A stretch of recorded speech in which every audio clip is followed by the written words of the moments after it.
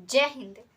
आज कोई खास मुद्दा नहीं है, नॉर्मल सा मुद्दा है, लेकिन जो सब लोग जानते हैं उसी में थोड़ा सा अलग हम डिटेल्स में समझाने का कोशिश करते हैं।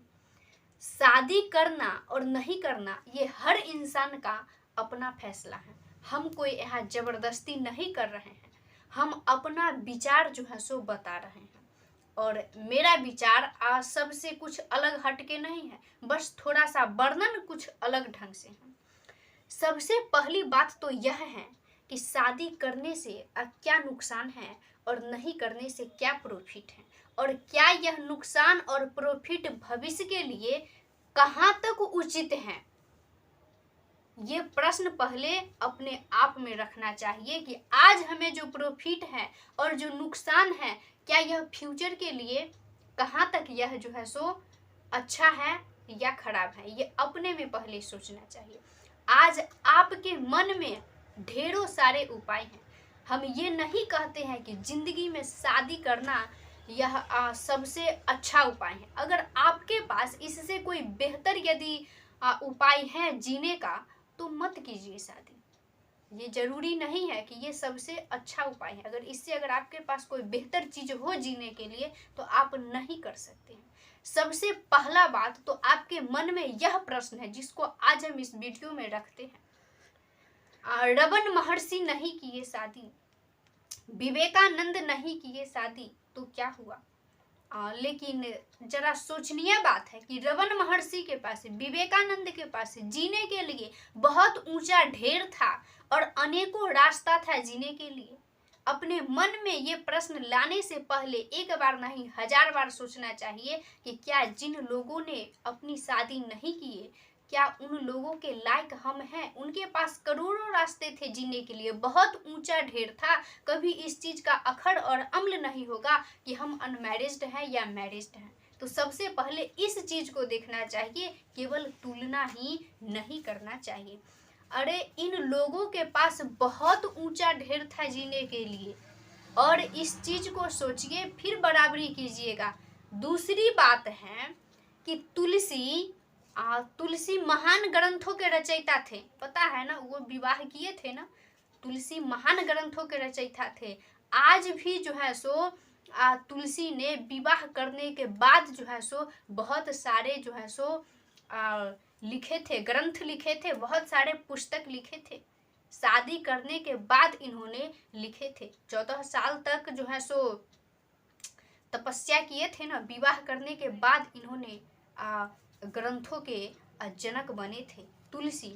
और प्रेमचंद्र जो कि चर्चित लोग हैं, ढेरों सारे इनकी कहानियां हैं। प्रेमचंद्र तो दोबारा शादी किए, और पहली विवाह कुछ झगड़ालू प्रवृत्ति की लड़की से हो गई थी और देखने में भी अच्छी नहीं थी। फिर दोबारा जो है सो इन्होंने विवाह किए थे शिवरनी देवी से। उसके बाद इनके जीवन का विकास हुआ।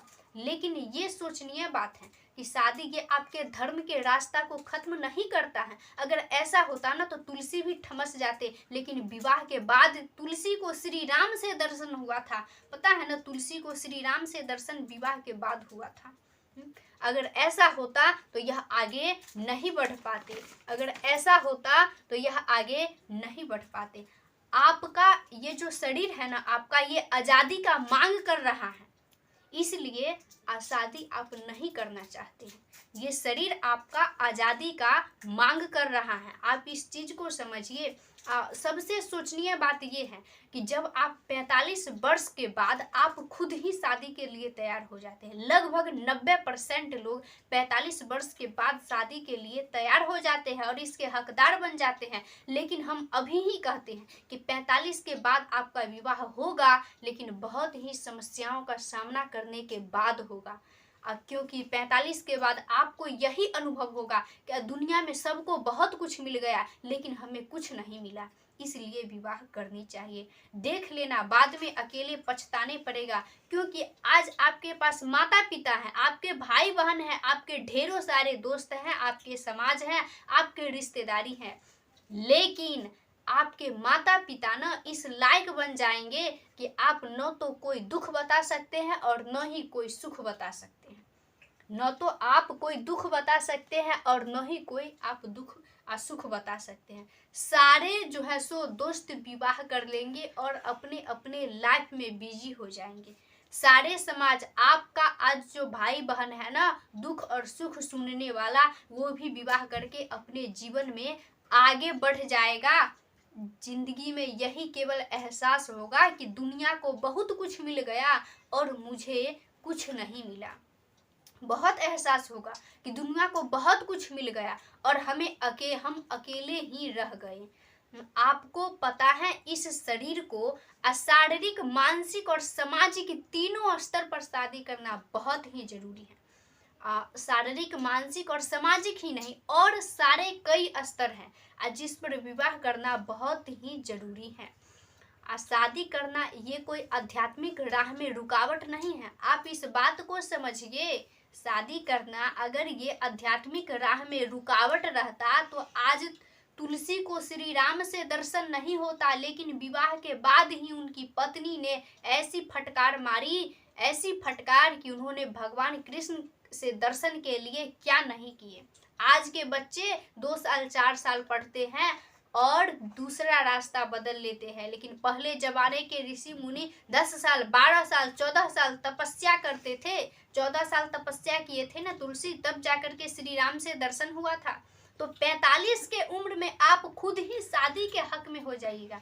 अपनी जिम्मेदारी का एहसास आपको हो सके इसलिए शादी कर लीजिएगा। आपको अपनी जिम्मेदारी का एहसास हो सके इसलिए तो शादी करना ही पड़ेगा। अरे इस सृष्टि को चलाने के लिए विवाह करना पड़ेगा। इस सृष्टि को चलाने के लिए विवाह करना पड़ेगा। और सबसे प्रमुख बात तो ये है कि आप इस बात को अच्छे से रिवीजन कीजिए कि किसी भी आध्यात्मिक राह में कोई भी रुकावट नहीं है। किसी भी आध्यात्मिक राह में रुकावट नहीं है। तुलसी को देख लीजिए, प्रेमचंद्र को देख लीजिए, रमन महर्षि विवेकानंद जी के पास बहुत सारा ढेर था, बहुत सारा रास्ता था जीने के लिए। इसलिए दोनों पक्ष को देखते हुए आगे बढ़िए। क्या प्रॉफिट है और क्या नुकसान है और यह फ्यूचर के लिए कहाँ तक उचित है। सारे लोग अपने अपने लाइफ को आगे करने में और अपने ही लाइफ में बिजी हो जाएंगे। फिर आप अकेला बैठ करके यही सोचिएगा कि मुझे कुछ नहीं मिला इस जिंदगी में। आज जिस लोगों पर अपने गर्व को खड़ा करते हो ना, वो भाई बाप, वो बहन, वो दोस्त सब अपने लाइफ में बिजी हो जाएंगे। आपके भाई बहन हो या माता पिता हो इस लायक नहीं बचेंगे कि आप अपने दुख सुख को बता सकते हैं। इसीलिए आपको अपनी जिम्मेदारी का एहसास हो सके इसलिए विवाह तो करना ही पड़ेगा, क्योंकि इस सृष्टि को चलाने के लिए यह जरूरी है। वैसे भी हमारा शरीर शारीरिक, मानसिक, सामाजिक तौर पर यह मांग करता है इस काम को करने के लिए, और समाज में और ढेरों और कई सारे जो है सो स्तर हैं। इन स्तरों को पूरा करने के लिए तो यह करना ही पड़ेगा। मैं अगर आपके पास कुछ अगर और ढेर सारा उपाय हो जीने के लिए तो आप मत कीजिए शादी, लेकिन हम अपना जो है सो प्रस्ताव, अपना विचार रखे हैं। मुझे ये मालूम है कि विवाह करना ये कोई जरूरी चीज़ें नहीं है। ये कोई जरूरी चीज, अगर आपके पास इससे कोई बेहतर चीज है तो आप फिर मत कीजिए। और 45 के बाद आप खुद ही हकदार हो जाइए। उसके बाद फिर आपका थोड़ा सा मुश्किल से विवाह होगा, क्योंकि आपको पता है ना 45 हो जाएगा तो फिर मुश्किल का तो सामना करना ही पड़ेगा। जैसा लगे आप लोगों को, अगर अच्छा लगे तो चैनल को सब्सक्राइब करके मुझे भी थोड़ा सा मोटिवेट कीजिएगा। और नेक्स्ट वीडियो में हम फिर मिलेंगे। तब तक के लिए बाय।